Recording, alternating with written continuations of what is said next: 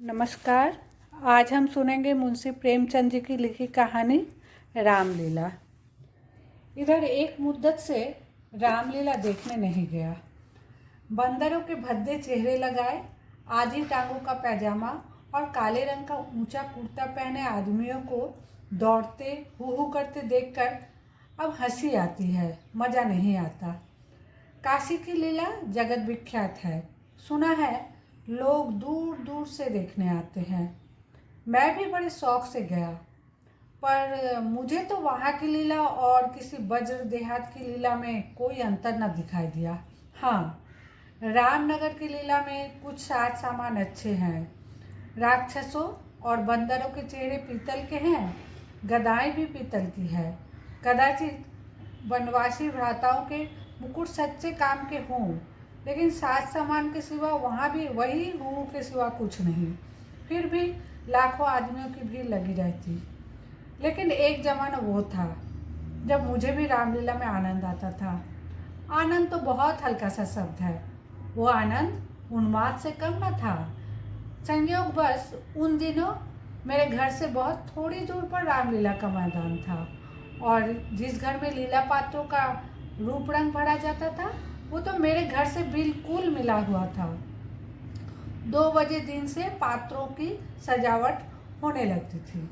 मैं दोपहर से ही वहाँ जाकर बैठता था, और जिस उत्साह से दौड़ दौड़ कर छोटे मोटे काम करता, उस उत्साह से तो आज अपनी पेंशन लेने भी नहीं जाता। एक कोठरी में राजकुमारी का श्रृंगार होता था।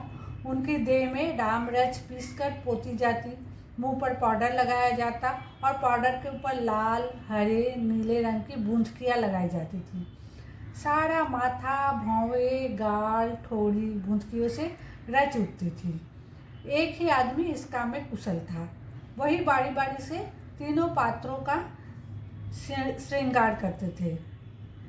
रंग की प्यालियों में पानी लाना, रामरच पीसना, पंखा झेलना मेरा काम था। जब इन तैयारियों में बाद विमान निकलता तो उस पर रामचंद्र जी के पीछे बैठकर मुझे जो उल्लास, जो गर्व, जो रोमांच होता था, वो अब लाट साहब के दरबार में कुर्सी पर बैठकर भी नहीं होता।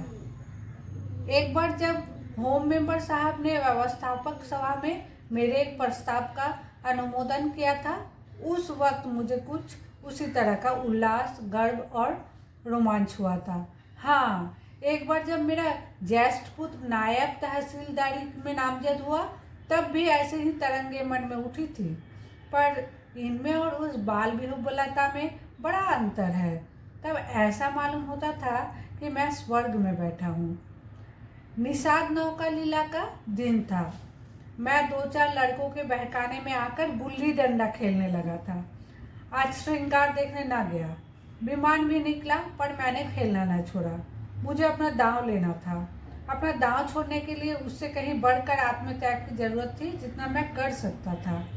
अगर दांव देना होता तो मैं कब का भाग खड़ा होता, लेकिन पदाने में कुछ और ही बात होती है। खैर, दांव पूरा हुआ।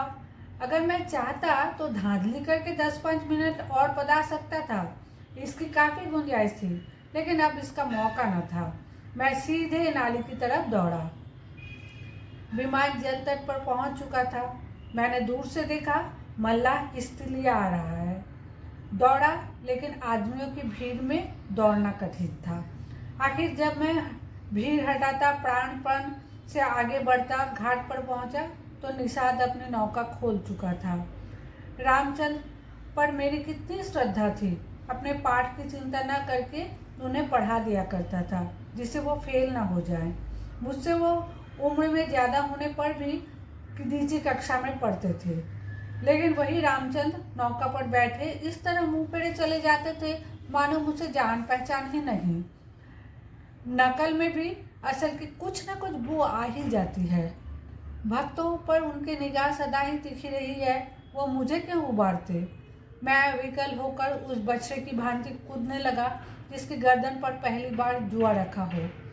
कभी लपक कर नाले की ओर जाता, कभी किसी सहायक की खोज में पीछे की तरफ दौड़ता, पर सब के सब अपनी धुन में मस्त थे। मेरी चीख पुकार किसी के कानों तक न पहुंची। तब से बड़ी बड़ी विपत्तियां झेली, पर उस समय जितना दुख हुआ उतना फिर कभी न हुआ। मैंने निश्चय किया था अब रामचंद्र से न कभी बोलूँगा, कभी खाने की कोई चीज़ दूंगा। लेकिन जब ही नाले को पार करके वो पुल की ओर लौटे, मैं दौड़कर विमान पर चढ़ गया और ऐसा खुश हुआ मानो कोई बात ही न हुई थी।